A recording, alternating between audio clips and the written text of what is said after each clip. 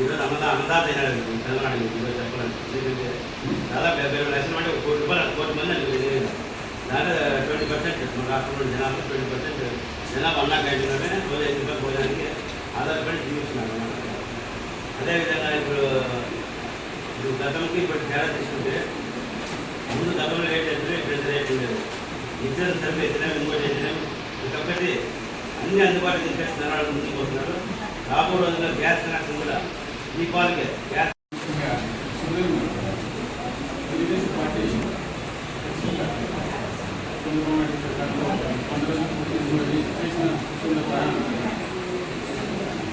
ప్రజలకు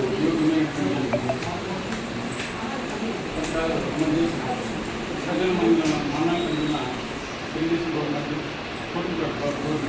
ముఖ్యంగా నాయకులు చెప్పారు ఇసుక కావచ్చు, నిరుద్యోగ అదే మెగా డిఎస్ కావచ్చు, అన్న క్యాంటీన్ కావచ్చు, రకరకాల పథకాలతో ఇంకా ముందుకెళ్ళి మన రాష్ట్ర గవర్నమెంట్ దేశంలోనే నిమ్మలంగా ఉండే విధంగా చంద్రబాబు నాయుడు గారి పరిపాలన ఉంటుంది.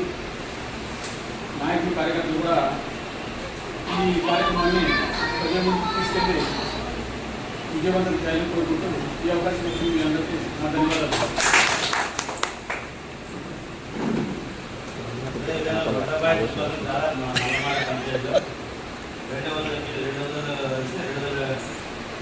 క్వింటాలు బియ్యాలు వచ్చాయి నల్లమాడ పంచాయతీ